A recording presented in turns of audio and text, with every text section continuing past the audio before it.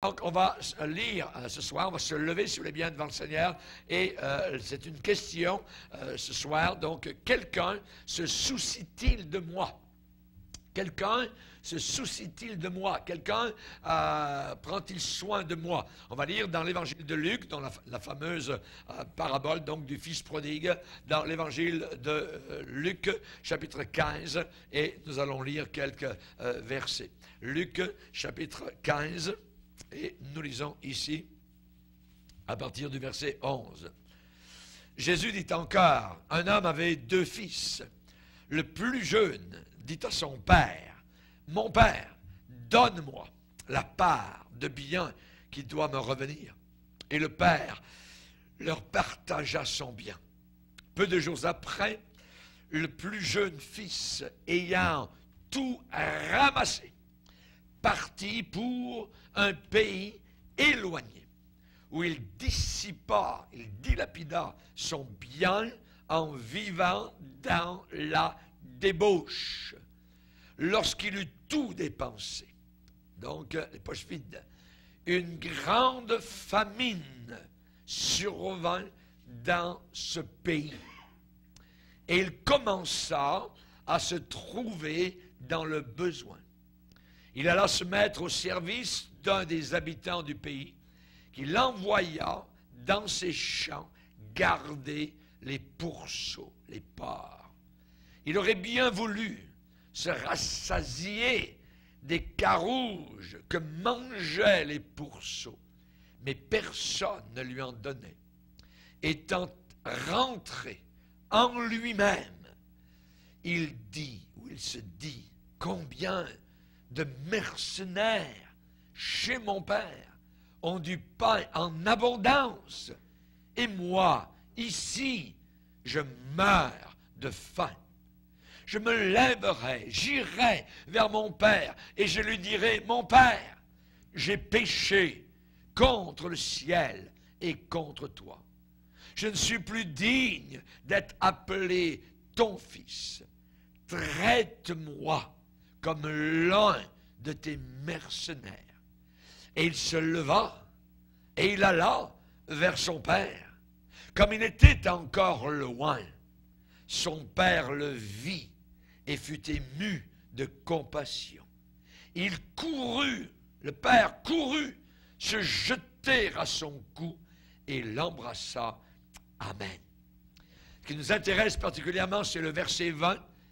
Le fils prodigue se leva, alla vers son père. Et comme il était encore loin, son père le vit, fut ému de compassion. Il courut se jeter à son cou et l'embrassa. Père, nous te bénissons. Nous te bénissons car cette histoire nous montre la réalité de ta personne. Comment tu vois les choses, comment tu te comportes lorsque quelqu'un revient à toi. Nous prions, Seigneur Jésus, que tu puisses ce soir encore nous guider, conduire nos pensées et notre cœur. Que ce ne soit pas uniquement l'extérieur qui soit touché, mais que ce soit véritablement l'intérieur, le tréfonds de nos âmes, nos entrailles spirituelles, que nous puissions prendre conscience, Seigneur, de la véracité de ta parole. Nous ne voulons pas, Seigneur Jésus, que ta parole puisse simplement égratigner la surface de nos vies et de nos cœurs, mais que le socle de l'Évangile puisse descendre profondément dans la terre meuble de nos cœurs. Nous prions cela, Seigneur, afin qu'il en jaillisse les fruits de l'Esprit, afin que des plantes à ta gloire puissent éclore. Nous te le demandons, Père, dans le nom puissant de Christ Jésus. Amen. Et tout le peuple dit Amen. Amen. Gloire à Dieu. Peut vous asseoir, frères et sœurs. Alléluia. Gloire au Seigneur. Que Dieu soit béni. Quelqu'un se soucie-t-il de moi? Quelqu'un se soucie-t-il de moi? Il y a beaucoup de gens qui se sont parfois posé la question, est-ce qu'il y a quelqu'un qui pense à moi? Est-ce qu'il y a quelqu'un qui vraiment est soucieux pour mon état, pour ma vie, ou même pour mon âme? Voyez, on sait que par exemple, David à une époque a dit, nul ne se soucie de mon âme. Je bénis le Seigneur le jour où il y a des gens qui sont souciés de moi, qui m'ont interpellé dans une rue à Oslo, en Norvège, et qui m'ont invité à venir entendre la parole de Dieu. Ils étaient soucieux.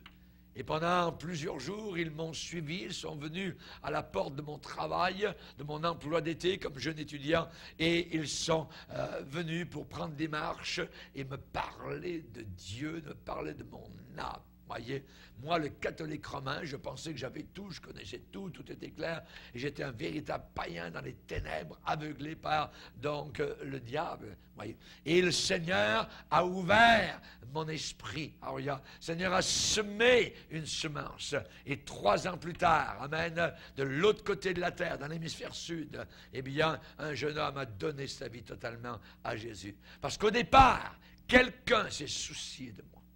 Très important, voyez.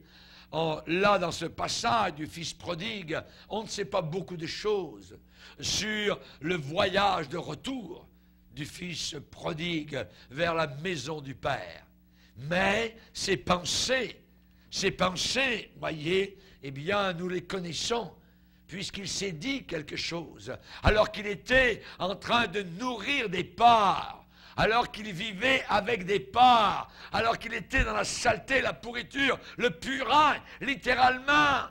Il est rentré en lui-même et il s'est posé la question, qu'est-ce que je fiche ici? Voyez, c'est bon de réfléchir sur les choses. C'est bon de regarder où nous en sommes, voyez. Peut-être qu'il a réfléchi, il a dit, j'avais tellement dans mes poches quand je suis parti de la maison du Père. Et maintenant, je n'ai plus rien. Pas le sou. Pas le sou. Il avait si peu en revenant vers la maison, alors qu'il avait tout en partant. Et peut-être que ce jeune homme, décrit par Jésus, qui est, c'est nous, ça nous représente, eh bien, pourrait dire, Seigneur, exauce-moi. Hâte-toi de m'exaucer, car mes jours s'évanouissent en fumée. Et mes os sont enflammés comme un tison. Mon cœur est frappé et se dessèche comme l'herbe. J'oublie même de manger mon pain. Mes gémissements sont tels que mes os s'attachent à ma chair. Je ressemble au pélican du désert. Je suis comme le chat-huant des ruines. Je n'ai plus de sommeil. Et je suis comme l'oiseau solitaire sur un toit. Voyez? Cela pourrait être le Fils prodigue, tout seul, au milieu des pourceaux. C'est vrai qu'il avait un plan, il avait une pensée. Il s'est dit, quand je vais revenir, il faut que je revienne à la maison du Père. Alors il avait un plan, il allait faire quelque chose, il allait demander à son Père de devenir simplement un mercenaire dans la maison paternelle, un ouvrier loué à la journée, simplement. Et non pas un fils. Il était parti en disant, donne-moi. Mais il va revenir en disant, traite-moi. Traite-moi. C'est bien différent. La grâce de son Père ne l'avait pas encore été pleinement révélée dans sa plénitude. Voyez, on sait qu'il y a des gens qui se sentent très seuls. Ils sont dans leur misère, ils sont dans leur péché, ils sont dans le pétrin total, ils ne savent pas comment s'en sortir, un peu comme le paralysé. Cet homme paralytique autour de la piscine de Bethesda, eh bien, n'a aucun pouvoir en lui-même. Il est paralysé. Combien de personnes ont dit, je vais faire ceci, je vais faire cela, mais ils sont paralysés. Le diable les tient, le diable les lie, ils ne peuvent pas. Et le diable est content parce qu'il leur appartient. Alors, heureusement qu'un jour, un jeune homme est passé autour de la piscine sur les 5 portiques. Et ce jeune homme a dit, regarde-moi, regarde-moi. Et le paralytique a dit, monsieur, je n'ai personne. Je n'ai personne. J'ai personne pour m'aider à descendre dans la piscine. Parce que de temps en temps, il y avait un miracle qui se passait et l'eau était bougée, il y avait un mouvement. Et le premier qui descendait dans l'eau était guéri totalement de sa maladie. Mais il dit, moi, quand ça commence à bouger, on regarde l'eau et il y a toujours un autre qui passe avant moi. Moi, je n'ai personne, je suis paralysé. Et le jeune homme a dit, regarde-moi. lève-toi, marche. Et soudain, le paralytique s'est mis à marcher. Il n'a pas regardé vers la piscine, il a regardé vers Jésus, notre Sauveur. Amen. Chers amis, la Bible dit que le jeune homme, en revenant vers la maison, comme il était encore loin, son père le vit. Je peux imaginer le vieux père, chaque matin, sortant de la maison et regardant là-bas au bout du chemin de la ferme. Mais personne ne revenait. Et ça faisait longtemps. Et un beau jour, le père est sorti comme d'habitude et a regardé là-bas au bout du chemin de la ferme. Et il a vu quelqu'un qui s'en venait. Il a regardé la démarche.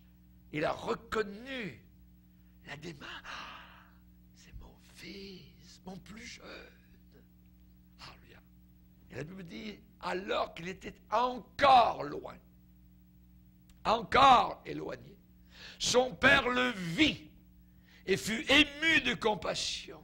Et le vieux père descend les escaliers de la ferme et là, arrivé sur le chemin, courir vers son fils, se jette au cou de son fils, qui sent mauvais, qui pue. Pas grave. Et il l'embrassa. Il l'embrassa. Si vous ne pouvez pas accepter la grâce de Dieu, ce message n'a aucun intérêt pour vous. La grâce de Dieu est quelque chose d'inimaginable, d'incompréhensible. C'est un miracle, du début à la fin. Et nous sommes tous, d'une certaine manière, encore loin. Le meilleur de nous comme le pire de nous. Ça pourrait être décourageant, mais j'aimerais vous dire que nous n'arriverons jamais nous n'arriverons à la maison sans aide, sans secours. Nous avons besoin de secours et de beaucoup d'aide. Et de beaucoup d'aide. Et si nous sommes parvenus aujourd'hui jusqu'à ce point-là, c'est que nous avons eu de l'aide et du secours en cours de route. Alléluia. Merci Seigneur. Chers amis, le long retour à la maison. Le long retour à la maison. Pendant la Première Guerre mondiale, il y a des milliers d'hommes qui avaient le mal du pays et ils chantaient. Il y a un long, long sentier pour arriver au pays de mes rêves. Il y a un long, long sentier aussi, que l'on soit païen ou chrétien, pour arriver au pays de nos rêves, dans la gloire éternelle. Et c'est un long, long sentier pour nous vers le paradis de Dieu, même après avoir pris notre décision de nous lever et d'aller vers notre Père. Personne n'a débuté, je dirais, plus loin dans cette trail, dans ce sentier qu'un certain homme appelé David. Luc 15, le verset 20, peut s'appliquer à la vie de David. Comme il était encore loin, son père le vit et fut ému de compassion. Et courut se jeter à son cou. Avez-vous senti les bras du Père autour de votre cou quand vous aviez besoin, quand vous avez tellement besoin de secours? Le Père a couru et il court encore quand nous avons besoin de lui. Si Dieu a eu un jour de la compassion, si Dieu un jour a couru vers quelqu'un qui chancelait, qui traînait les pieds, voyez, parfois en revenant à la maison, c'est bien David. C'est bien vers David que Dieu a couru. Et ce soir, Dieu court encore pour me rencontrer et pour te rencontrer. Alléluia. On va lire un passage dans Ésaïe 41, au verset 10, où il est dit, « Ne crains rien, car je suis avec toi. Ne promène pas des regards inquiets, car je suis ton Dieu. Je te fortifie. Je viens à ton secours. Je viens. Je cours à ton secours. Je te soutiens de ma droite triomphante. Voici, ils seront confondus, ils seront couverts de honte.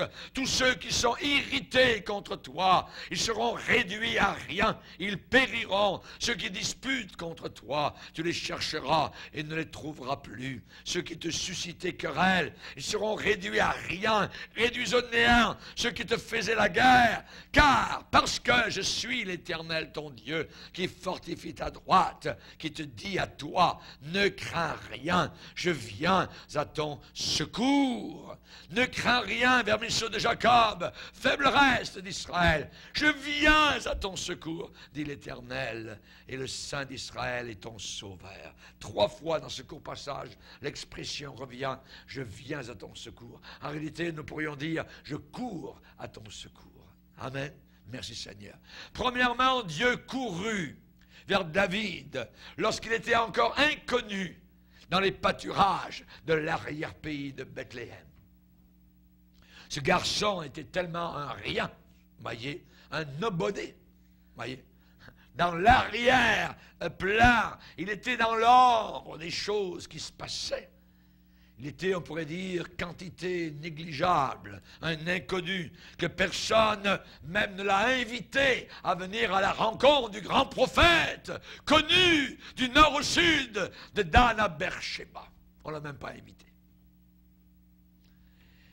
Et Samuel, le grand prophète, arrivé dans la cour de la ferme à Bethléem, demande au père, il lui dit, sont-ce là tous tes enfants?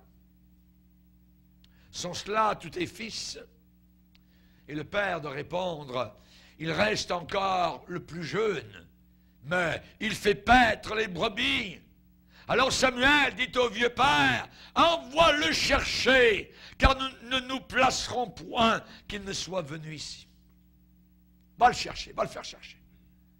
Dieu a regardé plus loin que le prédicateur ou l'ancien. Dieu a regardé plus loin que le père de David.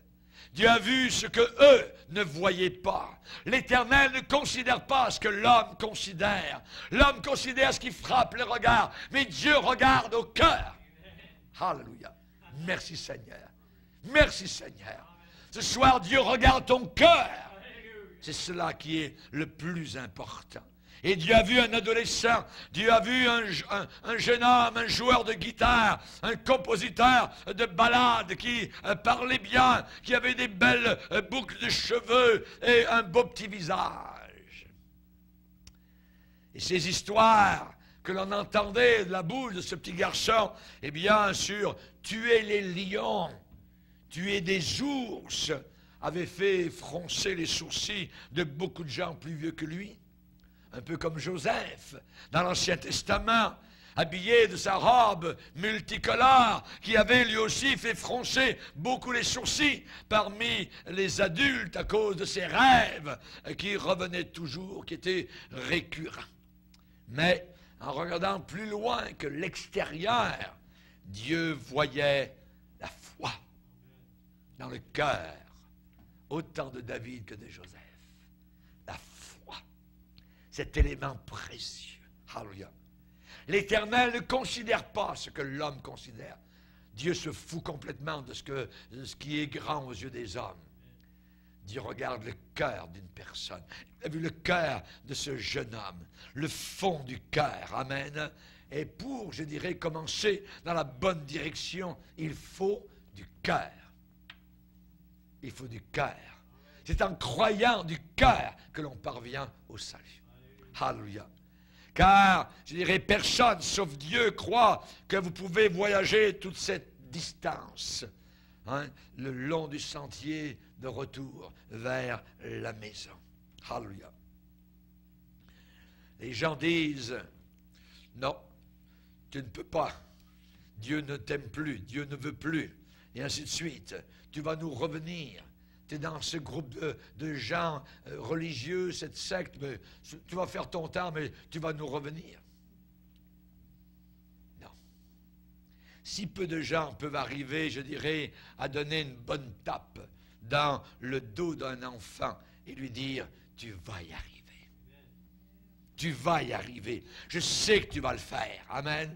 Et on devrait faire ça bien plus souvent, je dirais beaucoup d'entre nous. D'encouragement. Tu vas y arriver. Amen. Tu vas y arriver. Dieu fait ça tout le temps. Dieu fait ça tout le temps. Il nous le dit, tu vas y arriver, ne te décourage pas. Voyez. Il l'a fait pour Jacob, rappelez-vous, quand tout le voisinage l'avait chassé comme un menteur, un trompeur, un tricheur, un imposteur, un fraudeur, un escroc, une canaille, ce Jacob. Et alors qu'il dort la première nuit et qu'il s'en va loin de sa maison, voilà que Dieu lui apparaît. Et il voit une échelle qui est posée sur terre et dont le sommet touche au ciel. Et en haut de l'échelle, il y a un trône. Et la voix de celui qui est sur le trône lui dit, je te garderai partout où tu iras. Je ne t'abandonnerai jamais. Alors qu'il semble que tout le monde l'a abandonné, Dieu a un plan pour ce jeune homme, Jacob. Dieu l'a fait pour Gédéon, un garçon qui était lent, un peu retardé, un peu arriéré. Gédéon qui connaissait lui-même sa propre réputation décourageante, qui déplorait cela.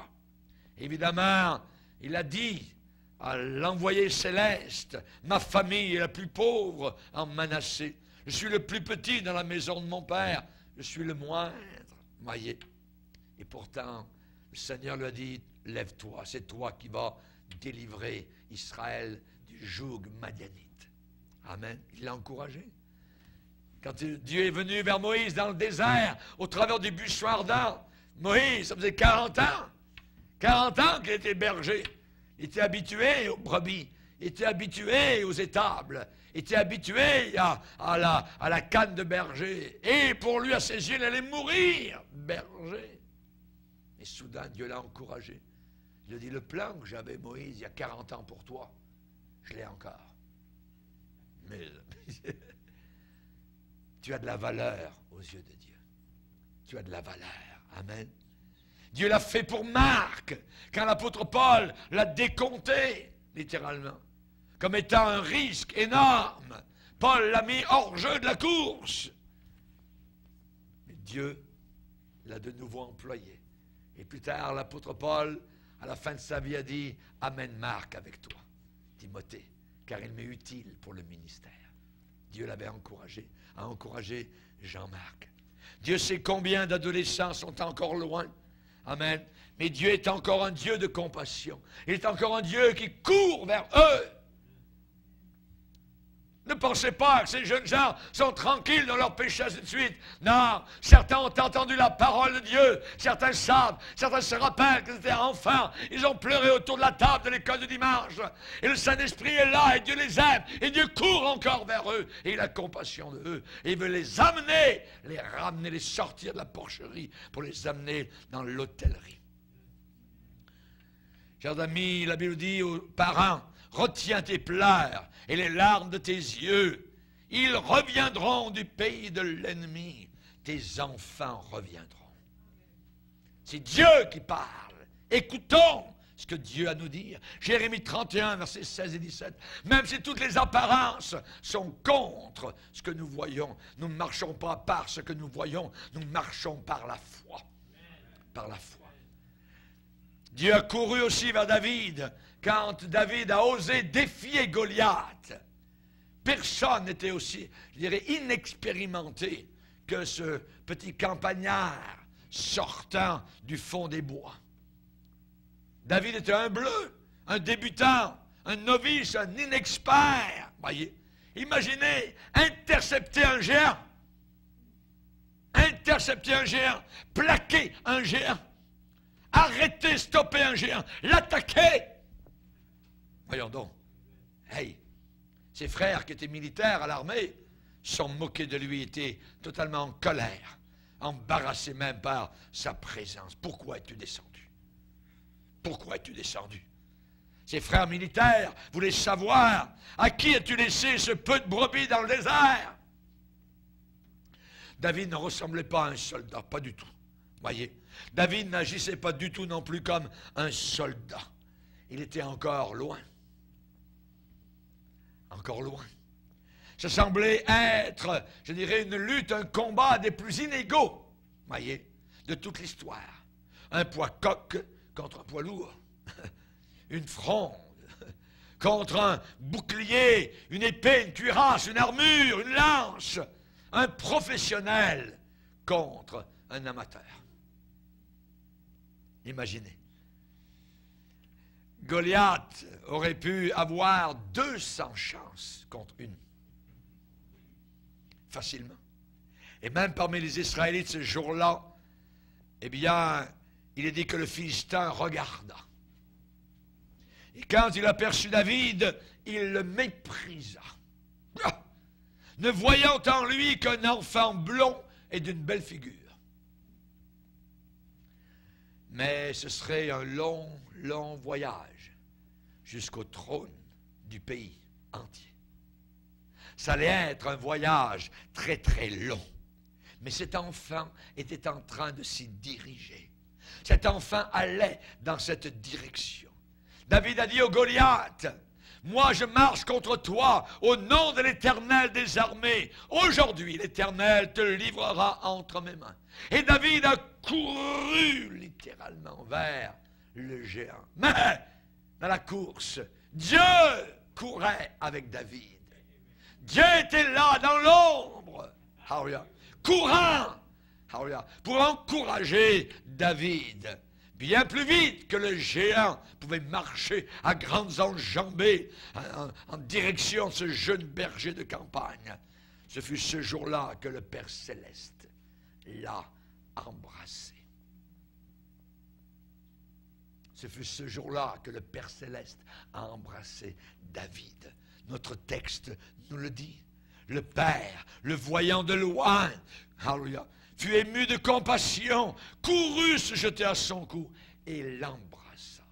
Avez-vous ressenti le baiser de Dieu sur vos joues maculées de larmes? Alléluia. Pour nous encourager, pour nous fortifier, pour nous dire, comme Jésus a dit, devant la situation macabre à Naïm, ne pleure pas. Ne pleure pas. Ne pleure pas. Chers amis, les nouvelles ont fait les manchettes. David a pris la tête du Philistin, l'a porté à Jérusalem, et David mit dans sa tente les armes, l'armure du Philistin. Il a fait les manchettes. Imaginez, quelle histoire. Les hurlements de joie soudain dans le camp d'Israël. La clameur des foules, comme un grondement de tonnerre, qui est parti de la vallée d'Éla et qui est allé jusqu'à Dan au nord et à Beersheba dans le sud. Tout Israël était encouragé par cette victoire. Chers amis, quand tout est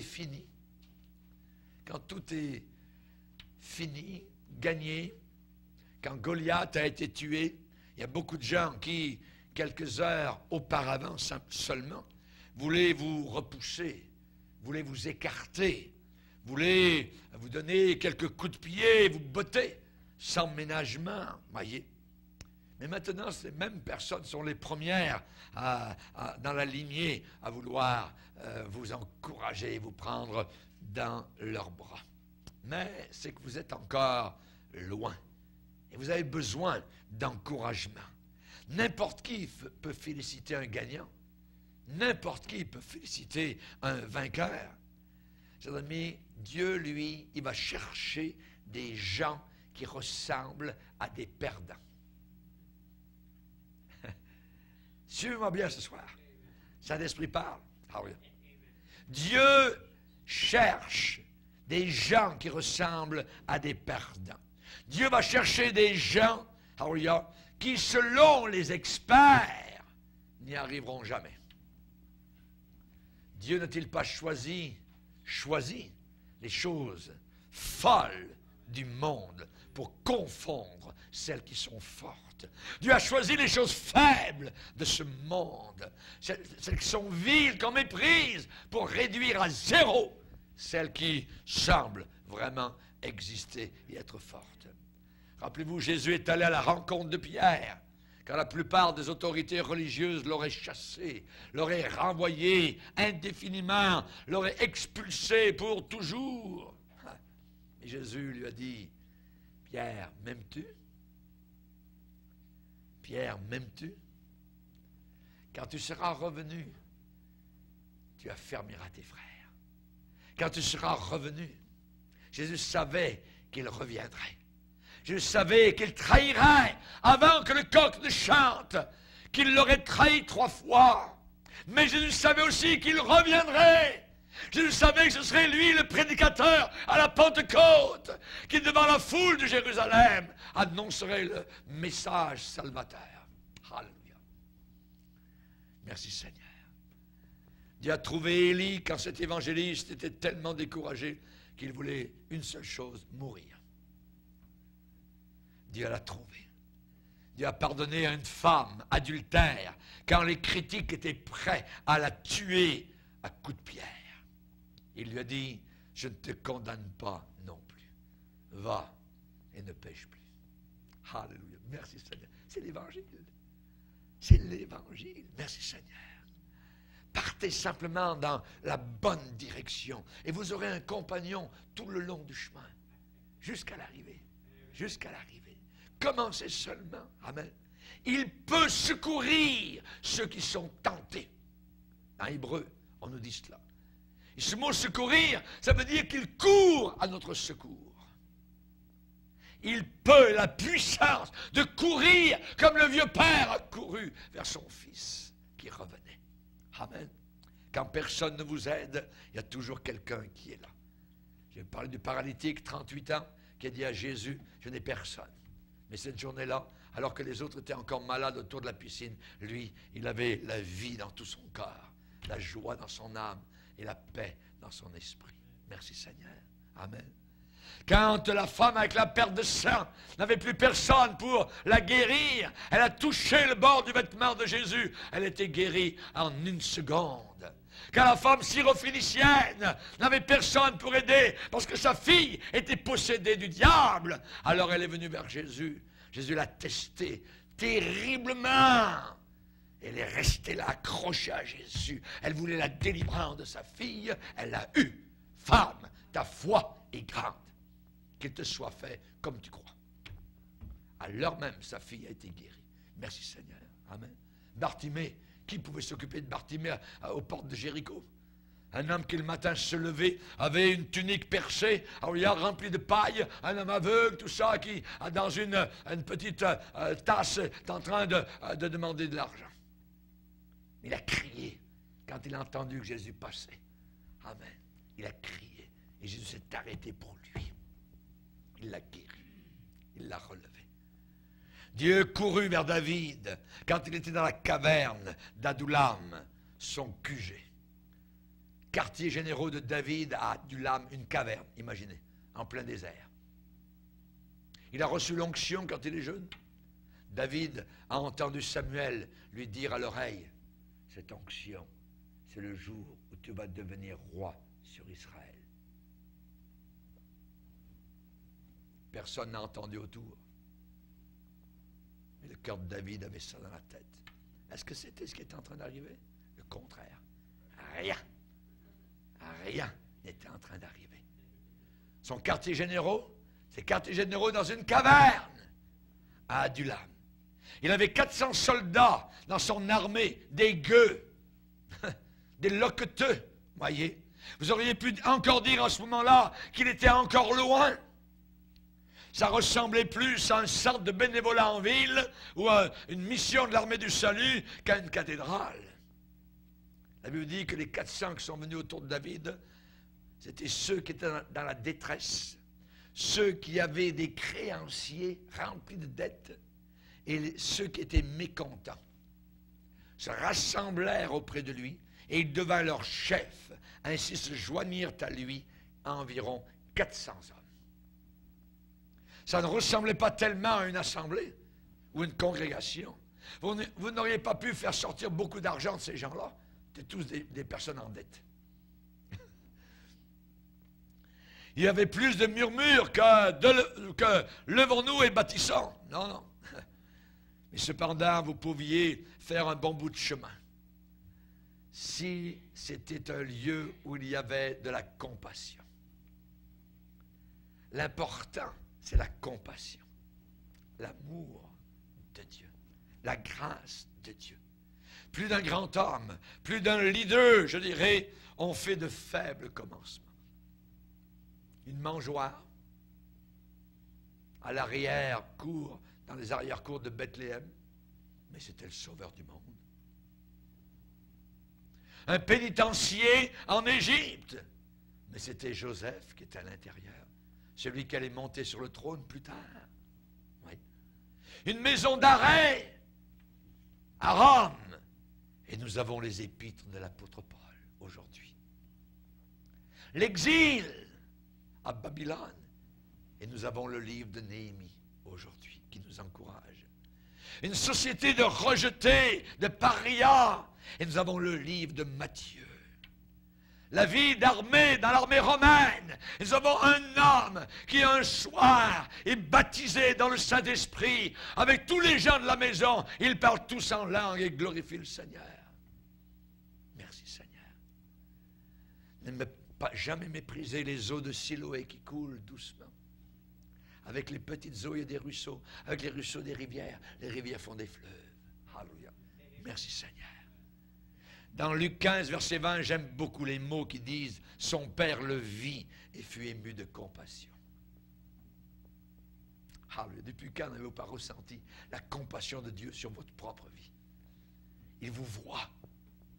Et il vous voit dans le noir, comme dans la lumière.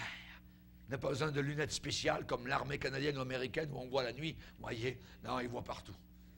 Alléluia. Il voit partout. Son père le vit et fut ému de compassion. Dieu veille sur toi. Dieu veille sur moi. Dieu prend soin de vous. Dieu se soucie de vous. Alléluia. On n'a pas besoin d'un compte en banque pour y arriver. On n'a pas besoin d'un bel uniforme pour y arriver. On n'a pas besoin d'un A ou d'un A plus ou d'un 20 sur 20, vous voyez, sur un bulletin d'examen. Non, non. À chaque jour suffit sa peine. Dans l'armée du Seigneur, c'est un jour à la fois. Un jour à la fois. Merci Seigneur. Amen. Vous avez encore beaucoup de kilomètres sur la route devant vous. Et Dieu vous dit une chose. Ma grâce te suffit. Ma grâce te suffit. Et avec cette grâce-là, on pourra y arriver jusqu'à la porte de la maison. Jusqu'à la porte de la maison. Plusieurs personnes y sont arrivées avec beaucoup moins que ce qu'avait David à cause de la grâce de Dieu. La grâce de Dieu. À vous de choisir. Amen. À nous de choisir, accepter, recevoir cette grâce, se l'approprier pour notre besoin actuel. Le choix est à nous. Dieu est de notre bord. Dieu n'est pas contre nous. Sa houlette et son bâton me rassurent. Même les coups qu'il me donne me rassurent. Même les bleus que je porte me rassurent quand ils viennent de lui. Alléluia. Que Dieu soit béni. Dieu de son côté s'engage à fournir sa grâce, sans faille aucune. Dieu de son côté s'engage à fournir la provision qu'il ne manquera jamais. Je ne manquerai de rien si l'Éternel est mon berger. Dieu courut vers David quand il a cherché refuge. Imaginez, imaginez. David cherche refuge chez les Philistins, les ennemis. Il cherche refuge dans le camp ennemi. David semblait se battre pour une cause nationale. Il avait abattu le chef des Philistins. Et tout Israël était content. Et voilà que maintenant, il s'en va dans le camp ennemi, chez les Philistins. Mais personne ne s'en souciait vraiment. Il était un peu comme le Don Quichotte, voyez, de l'Ancien Testament, qui se battait contre des moulins à vent. C'est un héros d'un roman de Cervantes qui a été écrit en 1610, Don Quichotte. David était un peu comme cela, il s'est fait le champion de causes qui n'étaient même pas les siennes. Des causes qui n'étaient même pas les siennes.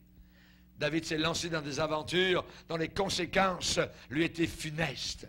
Il a pensé et agi comme étant un redresseur de tort.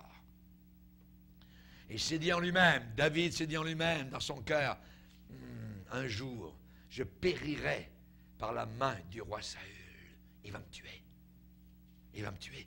Rien de mieux pour moi que de me réfugier au pays des Philistins. Et ça a été un des points les plus bas de sa vie. Un des points les plus noirs de sa vie dans sa biographie de berger. Il a pensé que personne ne se souciait, que personne vraiment pensait à lui. Que sa vie avait été coupée, fragmentée, déchirée, et qu'il y avait maintenant un prix sur sa tête, une rançon avait été placée par le roi actuel d'Israël, le roi Saül, qui le pourchassait comme une perdrix dans le désert. Imaginez.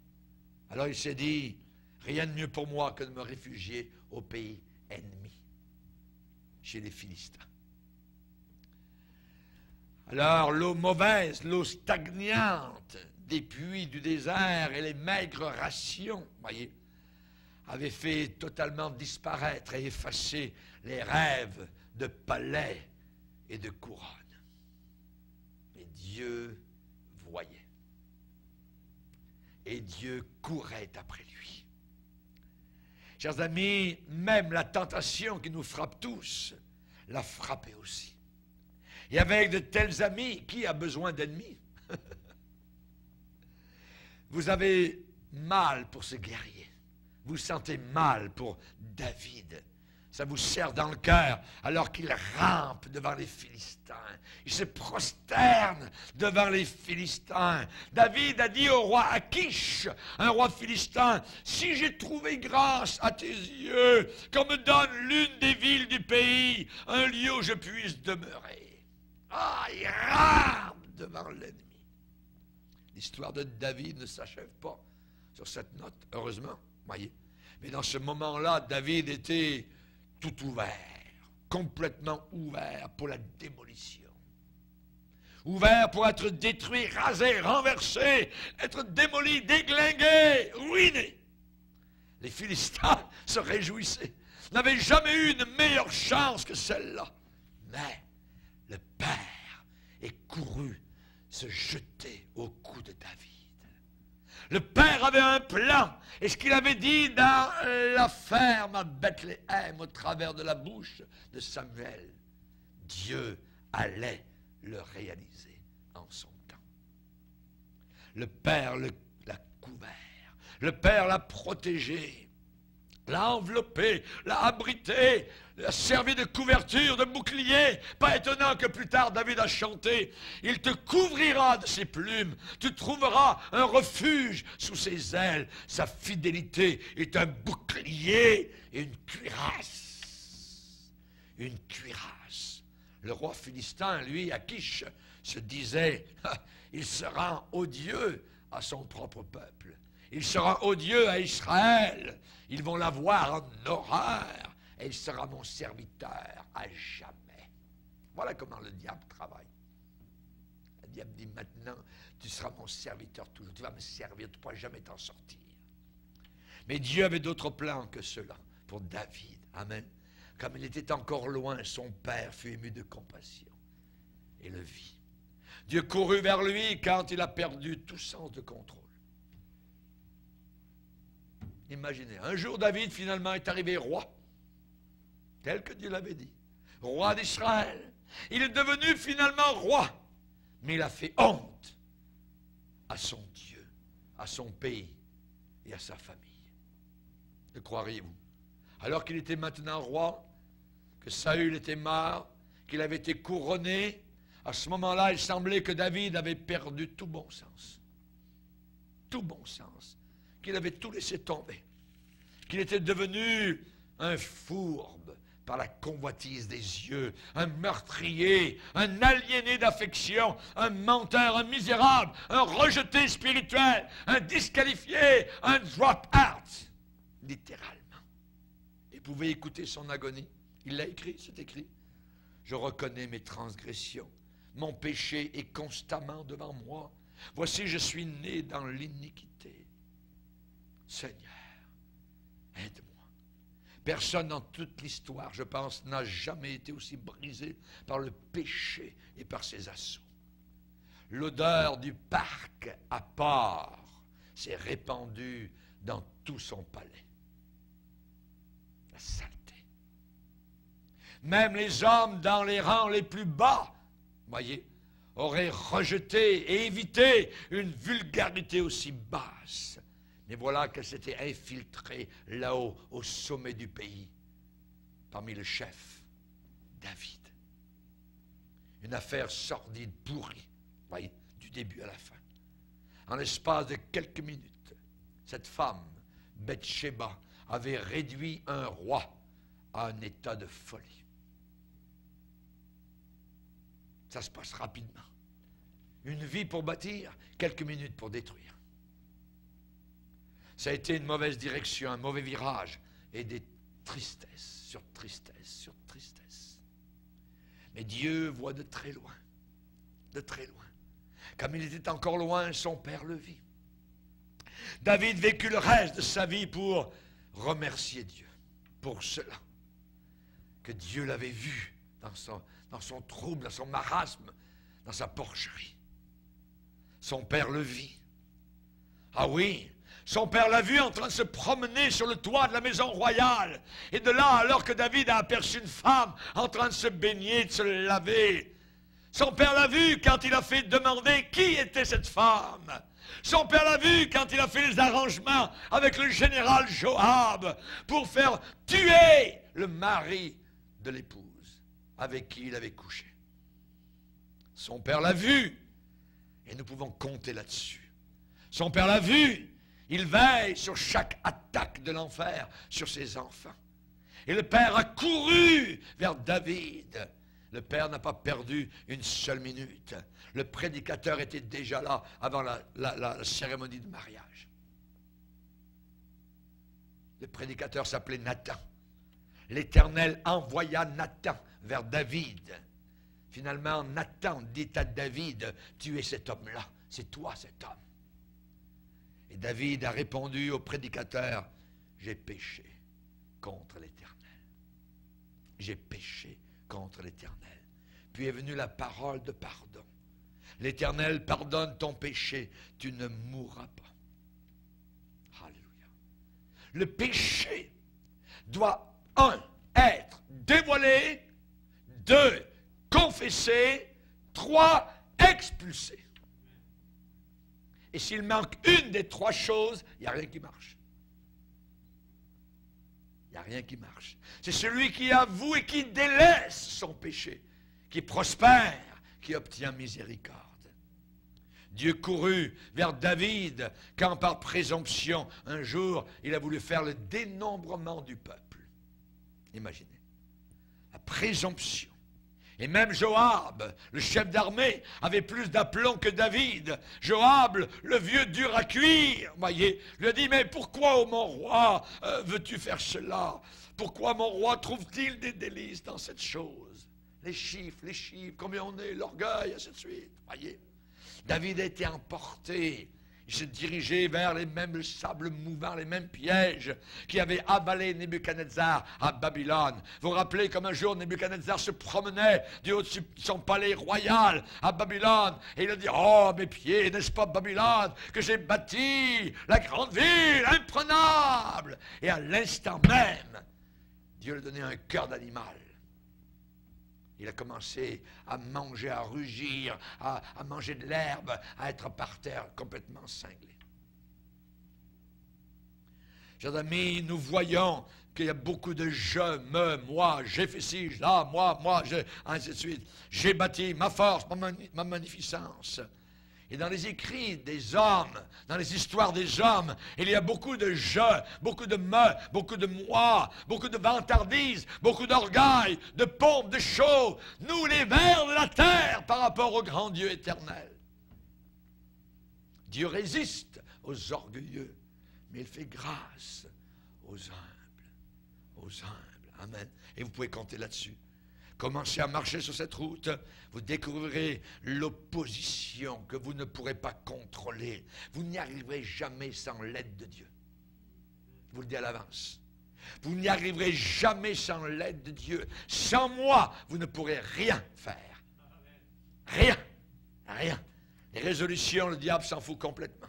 Le diable est nettement plus fort que, je dirais, n'importe qui de nous. Mais celui qui est en nous est plus grand que celui qui est dans le monde. Amen. C'est peut-être plus facile, certains pensent, de faire confiance à Dieu quand vous êtes un enfant, un ado, en face du Goliath, que quand vous êtes un roi, des années plus tard, avec le plus grand pouvoir, chef de la nation. Vous êtes le commandant en chef. Certains pensent que c'est plus facile de faire confiance à Dieu. Est-ce que c'est plus facile quand on est adolescent devant Goliath ou quand on est assis sur le roi au commandement d'une nation? J'aimerais vous dire ce soir qu'un vétéran, voyez, un vétéran, eh bien, a besoin de Dieu autant et juste aussi souvent qu'un jeune bleu, qu'une nouvelle recrue, qu'un nouveau converti qui vient d'entrer dans la course chrétienne. Autant, même si c'est de façon différente. N'oublions pas que le Seigneur va garder notre départ, mais aussi notre arrivée. J'ai besoin au départ de la foi. J'ai besoin en cours de route de la foi. Et j'ai besoin de la foi au moment où je vais partir même de cette terre pour rentrer chez moi. La force n'est pas dans le nombre.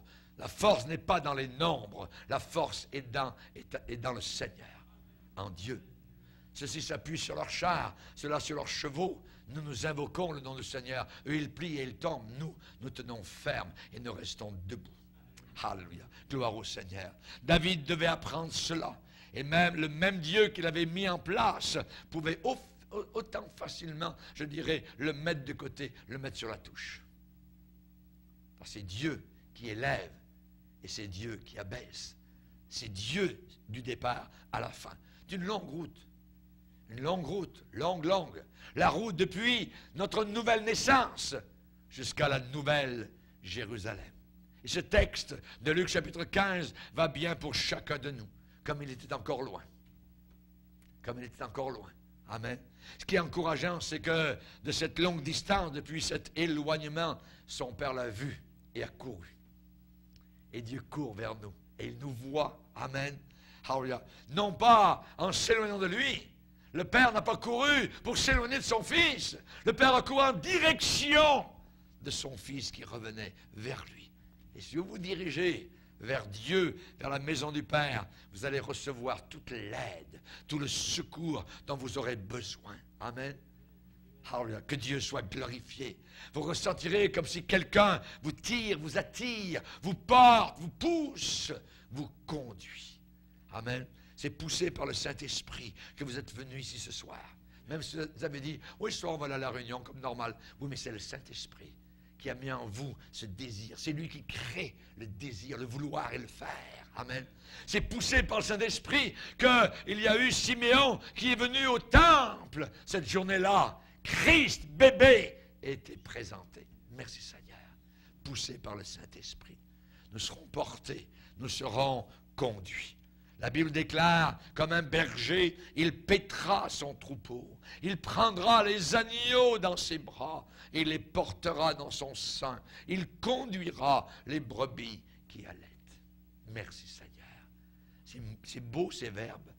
Il va paître, nourrir son troupeau. Il prend les agneaux dans ses bras. Hein, les petits nouveaux convertis, les petits agneaux du printemps. Alléluia, comme le Seigneur, il les prend dans ses bras, proche de son cœur. Il les porte dans son sein. Et les brebis qui allaitent, les brebis qui donnent de la nourriture, qui témoignent, eh bien, il les conduit. Il conduira les brebis qui allaitent.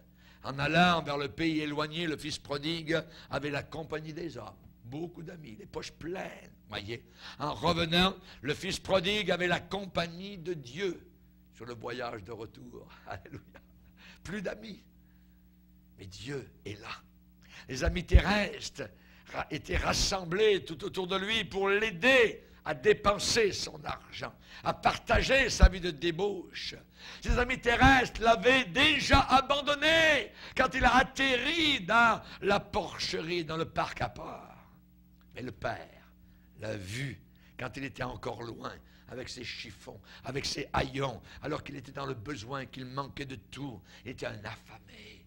Le pays éloigné de Dieu, c'est le pays de la famine, le pays dans le besoin. Et notre génération va découvrir très bientôt que le pays loin de Dieu, c'est le pays de la famine et le pays du besoin. Cette génération s'en vient dans un besoin inimaginable. Chers amis, nous nous sommes bien à l'intérieur de l'hôtellerie. Nous sommes soignés, nous sommes pensés. Il y a de l'huile, il y a le vin de la joie, il y a la présence du Père. Le Père est là, il a compassion, il nous embrasse. Amen. C'est un Dieu comme cela que nous servons. Un Dieu qui prend soin, qui veille, qui se soucie. Et c'est lui qu'il faut servir jusqu'à la fin. Pas les hommes, lui, le Seigneur. Amen. Seigneur, te bénissons. Nous te remercions pour ta parole. Nous te demandons de bénir particulièrement, Seigneur, nos frères et sœurs. S'il est vrai que le chemin est long, le chemin du retour, pour ceux qui maintenant s'en vont vers la maison du Père, nous te bénissons, Seigneur, car il y en a encore beaucoup qui sont sur le chemin étroit, le chemin à la queue leu qui nous mène aux portes de gloire. Encourage tous et chacun, que personne ne perde espoir, mais aide-nous à ne jamais laisser un pouce à l'ennemi, Seigneur. Aide-nous à ne jamais laisser, Seigneur, la moindre ouverture, que nous puissions avoir, Seigneur, toujours nos regards fixés sur toi, que nos verrous soient de fer, que nous puissions plonger nos pieds dans l'huile, Seigneur. Merci pour ta parole qui encore aujourd'hui est là pour nous fortifier et nous encourager. Au nom de Jésus, amen. Et tout le peuple dit...